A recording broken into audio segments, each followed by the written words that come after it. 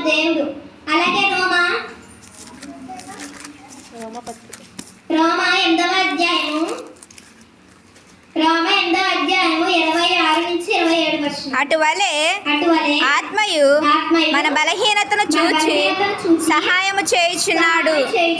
ఏలయనగా మనము యుక్తముగా ఎలాగూ ప్రార్థన చేయవలెను మనకు తెలియదు గాని ఉచ్చరింప శక్యము కాని మూలుగులతో ఆ ఆత్మ తానే మన పక్షముగా విజ్ఞాపనము చేయుచున్నాడు.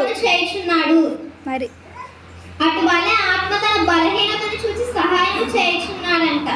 ఆత్మ కొన్నిసార్లు మన ఆత్మ మన బలహీనతను చూసి ప్రార్థన చేయడం మానేయాలనుకుంటుంది. కానీ అలా చేయకుండా ప్రార్థనలో ఉండాలంట. మనం ఎప్పుడు ఏలైనగా మనం యుక్తముగా ఎలాగ ప్రార్థన చేయవలనో మనకు తెలియదు.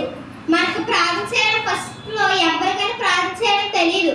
కానీ ప్రార్థన చేయడం తెలియకపోతే వాళ్ళే ప్రార్థన నేర్పిమని అడుగుతాం. కాకపోతే మనం ఏది మర్చిపోతాం, నేను దేవుడైనా ప్రార్థన నేర్పి దేవుడా అని మాత్రం అడగడం మర్చిపోతాం. అందరినీ అడుగుతాం కానీ దేవుడిని అడగడం మాత్రం మర్చిపోతాం. అలాగే అభిషేకం పొందుకున్నాక ఎలా ప్రవర్తించాలి మనం? రోమా 3వ అధ్యాయము 11వ వచనం. నీతిమంతుడు లేడు ఒక్కడునూ లేడు గ్రహించువాడు ఎవడనూ లేడు దేవుని వెతుకువాడు ఎవడనూ లేడు. అందరూ త్రోవ తప్పి ఏకముగా పనికిమాలిన వారైరి. అందరూ త్రోవ తప్పి పనికిమాలిన వారై మేలు చేయువాడు లేడు ఒక్కడునూ లేడు. నీతిమంతుడు ఒక్కడో లేకపోతే వాళ్ళందరూ మరి నీతిమంతులుగా చెయ్యాలి. దేశంలో ఒక్కరే నీతిమంతులు ఉన్నారనుకో దేవునికి అది నచ్చదు. ఊరికే ఒక్కరు ఉన్నారనుకో ఆ ఒక్కరే అందరిని తీసుకెళ్ళాలని చూడాలి. కానీ చర్చిలోకి ఆ ఒక్కడే అందరితో పాటు చెడిపోవాలని చూడకూడదండి. అందరూ ఇప్పుడు ఏం చెప్తున్నారు? దేవుడు అందరూ నీతిమంతులుగా ఉండమని చెప్తున్నారు. అలాగే రోమా 3వ అధ్యాయము 23వ వచనం.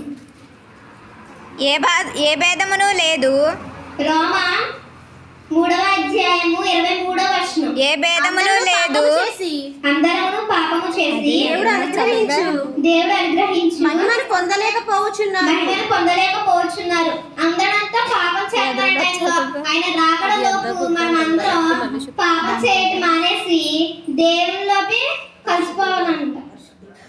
దేవునిలో పరిశుద్ధంగా ఉండాలంటే నేను పరిశుద్ధంగా ఉన్నాను, మీరు పరిశుద్ధంగా ఉన్నారా అని దేవుడు మీరు అడగడం లోపు మీరు పరిశుద్ధంగా ఉంటే ఎదుటి వాళ్ళు కూడా పరిశుద్ధంగా చేయాలి. ఇచ్చిన వాళ్ళని దేవుడు దీవించును గాక.